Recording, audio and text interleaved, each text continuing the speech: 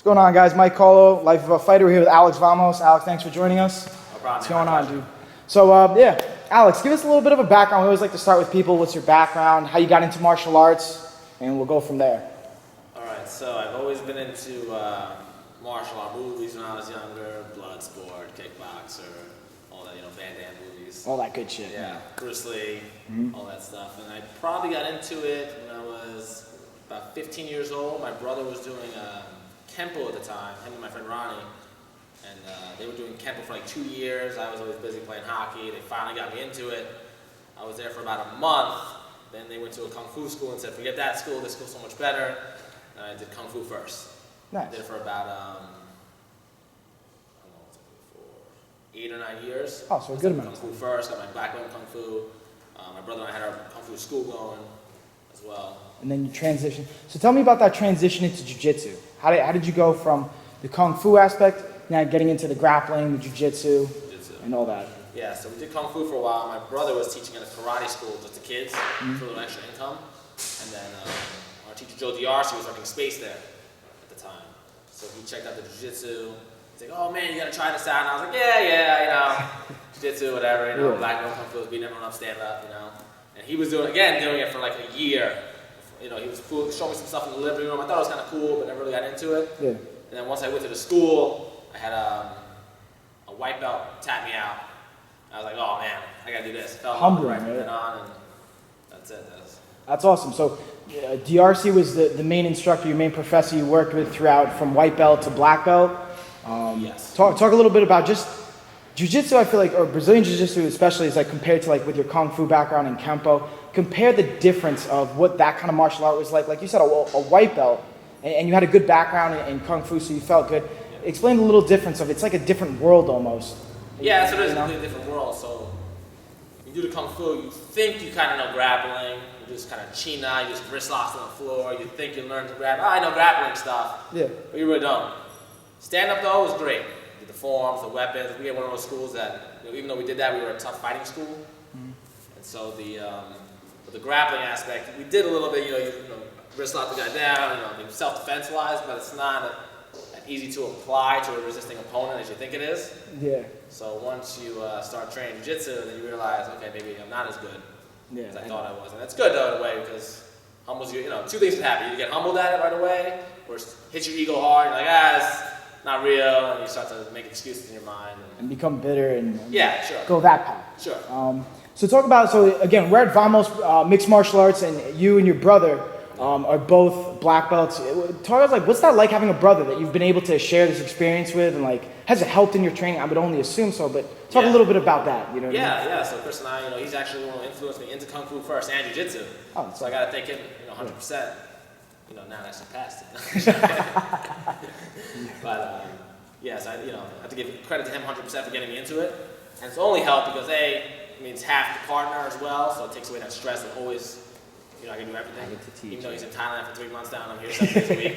But, so it's been just great training with them, drilling.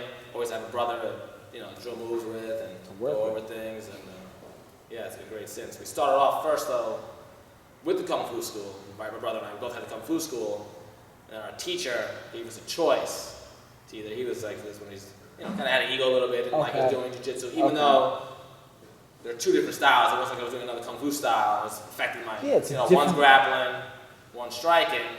So when we did the Kung Fu school, he gave us a choice and we decided to leave and then just focus on jiu-jitsu after that. It's unfortunate that happens sometimes in the martial arts, but hey, whatever the decision you made obviously worked out. So now we went over the background. Let's talk about just competition aspect. You've been very competitive, you've won a lot, and talk a little bit about, even for the people that aren't competing, even if they compete once, would you suggest that everyone that trains should at least maybe compete once? I think so. I think you get more in tune with yourself, you face a lot of fear when you compete, so it's easy on the outside to say oh yeah, I do this, I would do that, I would do that, and then when you're in there, certain emotions come out. It's not that easy to do this and that as you thought it was, and sometimes you'll see guys on the mat killing everyone, and they do a tournament, they freeze up, they don't compete as well, and so I think it's good. It's a good way to challenge yourself, just for your own self. You're gonna win some, you're gonna lose some. That's the way the game is. Yeah. Some days it's your day, some days it's not. But I think everyone should at least try it once, just to experience it. Okay, when you're out there, what does it really feel like? And against that opponent, your adrenaline's going. This way, almost if you change it to a real fight, it's not something you're gonna know. They're gonna be going harder. It's adrenaline's going. So, learn how to be calm in an uncalm situation. Exactly. Have the control of the situation as opposed to letting the magnitude of the situation. Yeah, you let your emotions take you over. Yeah. And freeze and panic and everything else. So that's what jiu-jitsu is great for too. When you first start training, most people panic, they get mounted, they're freaking out. These emotions start to come out, but the tournament takes to another level as well. Yeah, because that dude's trying to control you completely, win, submit, the whole nine. Talking even now for the competitive people that train a lot of jiu-jitsu, this is a very competitive school. Yeah. You guys have a lot of people that compete. You compete very actively, and a lot of the things that you teach, even from my it applies perfectly not just to jiu-jitsu but to MMA. Talk a little bit about, do you specifically try and gear the jiu-jitsu that you guys do towards MMA, or do you find that it just kind of goes hand in hand? I think I do both. I just try to tell my guys to realize, if we're doing a sport kind of guard or bare ball, something like this, in an MMA fight you can maybe do it. It's got to be done very fast. Yeah. But I do more what's going to really work on the street. We play the sport game too, of course. But I don't let guys if they're going to fight, do stuff like that, I let them know okay, don't do this. Yeah. Don't lay on your back. Don't just sit there. Yeah. You're gonna get punched in the face. It's a little different MMA or real life fight. So there's a sport application which just makes it so much fun. You keep playing around with stuff. It just makes the game fun when you're training, and keep going from there. But when you're training for competition, training for a fight, play the game. You're gonna MMA, of course. Not as much sport moves, I would say. Yeah, I was going to ask. Now that leads me into the next question of, what do you think is the most important thing, whether it be jiu-jitsu just for the sport aspect, whether it be MMA, or you also we have kickboxing here too that you guys do, and you're very competitive with that. Is there one thing that you think that you could point out that is very important to take away from this when you're competing, whether it be to keep calm, or is there something that you could suggest to fighters that you've seen from personal, or just with all the guys you worked with? Yeah, definitely keeping calm is important. For the competitors, I try to push them on the mat, to keep training even when they're tired, keep pushing forward so you're not used to giving up when you're tired. If you stop every time you're tired, you're going to give up in a fight or a competition, same way. So I always just try to push my guys in that concept. For the guys, for the basics, people first coming in, I always make sure they have strong fundamentals, and then just see what their goals are. Some people love sport jiu-jitsu, that's their goal, there's nothing wrong with that. Train it, and just understand. Some people get into the concept of oh, that would work in a real fight. No one's gonna sit there on their back. But they're not gonna do that in a real fight. In a real fight, they're gonna just take you down, be on belly, punch you in the face, you're gonna turn your back. Of course, they're not gonna go out to bare ball guards. Some people say, oh, it's for working. They watch brown belts and black belts. That's gonna work in a real fight. They're not gonna do that in a real fight. It's a sport competition. They're playing the sport, and it's a different situation. Yeah, it's a different situation. It's not gonna, Yeah, people have to understand that, in a fight, they're most likely not gonna pull half guard. Yeah, exactly. And just trying to sit there. Yeah, it's gonna take him down, punch him in the face. Down jiu-jitsu sometimes, there's no strikes. Yeah, you don't train with strikes, but you're mounting on someone. It's not that hard to throw a few punches. You don't need to train for years to learn how to punch someone in the face with their elbow. Yeah, not being a good. It's pretty simple. Yeah. 100%. That leads me to the next thing. So we covered the competition aspect of it, all that. Even for the people that pull out of it, just that do it. For I've learned, everyone that I've really talked to, and I'm sure you can kind of see the same thing, is it becomes a lifestyle and it becomes something that they pull into their lives. Right. What would you suggest to the people that just maybe want to train, but they're even afraid? I guess the gym can be sometimes very intimidating to step into. Sure. And this is it's an amazing facility. Anyone that's on Long Island, if you're in this area, first let's tell them where this location is, because I want them to get it before. Sure. Thanks a lot, yeah. We're right in Holbrook, right on Betts Highway. 4713 is the address. Betts Highway, Holbrook, New York. The website, it's Vamos MMA. The website is vamosmma.com. We have 2 locations now. We actually in Holbrook. We just opened one in Riverhead. Yeah. Congrats, by the way. Awesome. Thank you. That's on Pulaski Street, Riverhead. And as far as the new person coming in or just want to do it as a hobby, I think this is the best. Yeah. Honestly, the gym, it's okay. There's nothing wrong going to the gym, of course, but it can kind of boring. Repetition. You don't feel more cosmetic kind of feeling. You don't feel that much out of it. But jiu-jitsu, I feel I've been training already, just jiu-jitsu alone, almost 11 years now, and it's still fun.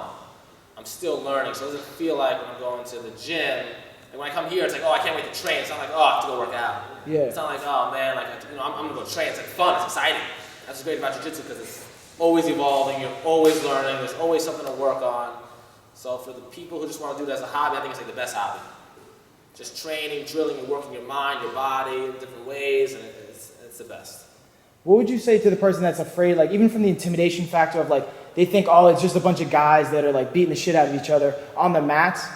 I mean, again, I can only speak from my experience and from what we see down here, but like, yes, you can get better to compete and fight and all that, but it's not that kind of an atmosphere where there's egos. Like literally the way I say, like from what we experienced with all the guys down here, it's like their egos are checked at the door if they even exist in the first place. Yeah, here in my school, I'm fortunate. I don't know if it's just the energy you bring in, but no one's got an ego here. We're like a family atmosphere. No one ever come in trying to hurt you on purpose. That's not even here. So if someone comes with an ego, it's either you're gonna get rid of it or you're gonna leave. Yeah.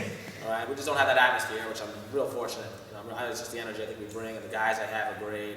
Everyone just portrays that. So, but here's more of a learning environment. So it's not like if I get you in something, oh, I can't show you that. You're only a white belt, I'm a purple belt. Everyone shares information. We all grow together as a team.